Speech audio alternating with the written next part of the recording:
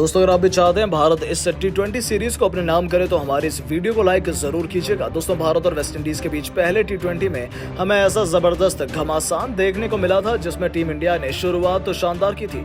ऐसा लग रहा था कि हमें कोई हरा ही नहीं सकता, लेकिन वेस्ट इंडीज ने ऐसा करारा तमाशा मारा कि 140 करोड़ भारतीयों की आंखों में आंसू आ गए। तो आखिर क्यों, आखिरी गेंद तक चले रोमांचक मुकाबले में कह पाना नामुमकिन था कि कौन मारेगा बाजी। क्या कुछ हुआ इस मुकाबले में, जैसे देखने वाले अभी भी अपनी आंखों पर भरोसा नहीं कर पा रहे हैं। उसकी पूरी हाईलाइट का वीडियो हम आपको दिखाएंगे, लेकिन उससे पहले आपको क्या लगता है सूर्य, तिलक और पूरन में कौन सबसे खतरनाक बल्लेबाज है? अपनी राय नीचे कमेंट बॉक्स में जरूर दीजिएगा। दोस्तों Brian Lara cricket stadium T20 की दो सबसे दिग्गज टीमों के बीच पहला T20 के रोमांच के लिए तैयार हो चुका था। इस महामुकाबले में जब सिक्का उछला तब किस्मत चमकी वेस्टइंडीज के कप्तान रोहमन पवेल की और उन्होंने टॉस जीतकर पहले बल्लेबाजी करने का फैसला किया। टीम इंडिया में आज दो युवा सितारों को डेब्यू करने का मौका मिला। तिलक वर्मा और मुकेश कुमार को उनकी डेब्यू कैप सौंपी गई। वेस्ट इंडीज के लिए अपनी टीम को तूफानी शुरुआत दिलाने के इरादे से ब्रैंडन किंग के साथ काइल मायर्स की जोड़ी मैदान में उतरी थी और आते ही उन्होंने उसके नज़ारे दिखाने भी शुरू कर दिए। किंग तो उसके नज़ारे दिखाने भी शुरू कर दिए तो सिर पर कफन बांधकर उतरे थे। पहली गेंद से ही उन्होंने मुकेश कुमार से लेकर अर्शदीप दोनों की धज्जियां उड़ाते हुए एक के बाद एक चौके छक्कों की झड़ी लगा दी। यहाँ तक कि अक्षत पटेल को कब्र के ऊपर से तूफानी छक्के के लिए मारकर उन्होंने पहले 4 ओवरों में अपनी टीम को 29 रनों तक पहुंचा दिया था। हालांकि उनकी रणनीति ज्यादा लंबी नहीं चल पाई। पारी का 5वां ओवर लेकर आए युजवेंद्र चहल ने एक के बाद एक, पहले काइल मायर्स तो फिर ब्रैंडन किंग के रूप में दोनों ओपनर्स को चलता कर वेस्टइंडीज की कमर तोड़ दी। जहां मायर्स केवल 1 रन बना पाए तो किंग 19 गेंदों पर 4 चौके और 1 छक्के की बदौलत 28 रन बनाकर वापस लौटे। हालांकि 2 विकेटों के बाद मैदान में उतरे निकोलस पूरन ने तो भारतीय गेंदबाजों की धज्जियां उड़ाकर रख दी। पहले 6 ओवरों में वेस्टइंडीज ने 54 रन बनाए थे, जहां पूरन रुकने का नाम नहीं ले रहे थे। कप्तान रोहमन पवेल के साथ मिलकर उन्होंने एक मजबूत पार्टनरशिप निभाई। खतरनाक लग रहे निकोलस पूरन को कप्तान हार्दिक पांड्या ने तिलक वर्मा के सुपरमैन कैच की बदौलत पवेलियन का रास्ता दिखा सबसे बड़ी मछली को अपने जाल में फंसाया।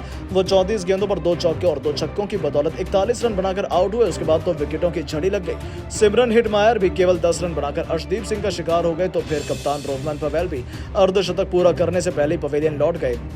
उनका भी शिकार अर्शदीप सिंह ने किया। हालांकि उन्होंने 32 गेंदों पर 3 चौके और 3 बेहतरीन छक्कों की बदौलत 48 रन बनाए, लेकिन नतीजा ये हुआ कि टीम इंडिया की धमाकेदार वापसी के दम पर वेस्टइंडीज 20 ओवरों में केवल 149 रन बना पाई। टीम इंडिया के लिए अर्शदीप और चहल ने 2-2 सफलताएं हासिल की और उनके अलावा हालांकि हार्दिक और कुलदीप ने एक विकेट लिया। इस छोटे से लक्ष्य का पीछा करने के लिए टीम इंडिया के लिए एक बार फिर से किशन और गिल की जोड़ी मैदान में उतरी थी। सोचा नहीं था किसी ने कि ये दोनों तो कोहराम मचाकर रख देंगे। हालांकि हमें इसके विपरीत माहौल देखने को मिला और तीसरा ओवर लेकर आए अखिल हुसैन को बाउंड्री के बाहर मारने के प्रयास में शुभमन गिल गलती कर बैठे।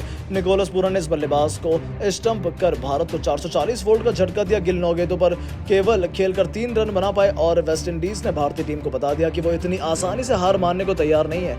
अब नंबर 3 के पायदान पर मोर्चा संभालने के लिए दुनिया के नंबर 1 T20 बल्लेबाज सूर्य उठ चुके थे।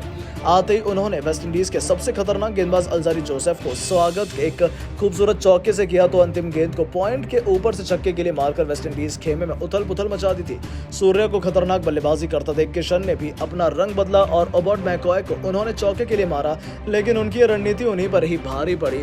ज्यादा आक्रामक बल्लेबाजी के प्रयास में वो गलती कर बैठे और अपना आसान सा कैच पवेल को सौंप कर ये बल्लेबाज भी पवेलियन की शोभा बढ़ाने लगे और उन्होंने भी 9 गेंद खेलकर केवल 6 रन बनाए थे और महज 28 रन के स्कोर पर टीम इंडिया ने अपने दोनों ओपनर्स को गवा दिया था। अचानक से वेस्टइंडीज भारतीय टीम पर हावी नजर आ रही थी। अब सूर्य का साथ निभाने के लिए आ चुके थे डेब्यूटेंट तिलक वर्मा और आते उन्होंने उनके सामने अंगारों पर चलने की चुनौती थी। अपने इंटरनेशनल करियर की शुरुआत उन्होंने आजादी जोसेफ की लगातार 2 गेंदों पर 2 तूफानी छक्के जड़कर किया था, जिसका नतीजा ये हुआ कि पहले 6 ओवरों में भारतीय टीम ने 45 रन बना लिए और उन दोनों के बीच बेहतरीन पार्टनरशिप भी हो रही थी।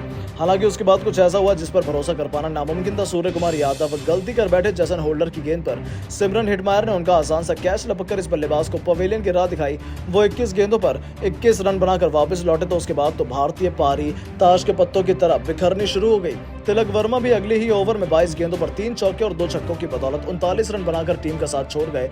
अब मैदान पर संजू के साथ कप्तान हार्दिक की जोड़ी मौजूद थी। उन्होंने आते ही आक्रामक रुख अपनाया। ऐसा लगा था कि टीम इंडिया मुकाबले को अपने नाम आसानी से कर लेगी, लेकिन तभी एक बार फिर मुकाबला पलटा और गेंदबाजी करने के लिए आए जैसन होल्डर ने पहले 19 गेंदों पर 19 रन बनाकर खेल रहे कप्तान हार्दिक को चलते उल्टा किया तो फिर कायले मायर्स की डायरेक्ट थ्रो पर संजू सैमसन भी पवेलियन को लौट गए। वेस्टइंडीज ने तो भारतीय टीम की कसर तोड़कर रख दी थी। 16 ओवरों में टीम इंडिया ने 113 रन बनाए थे और हमें 24 गेंदों पर 37 रन चाहिए थे, लेकिन अब केवल अक्षर पटेल हमारी आखिरी उम्मीद बनकर उभरे थे।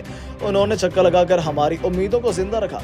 आखिरी 2 ओवर में जीत के लिए 21 रन चाहिए थे, लेकिन जैसे आउट हुए उनके साथ भारत की उम्मीदें भी पवेलियन लौट गईं। लेकिन किसने सोचा था कि अर्शदीप आते ही 2 गेंदों पर 2 चौके मार देंगे।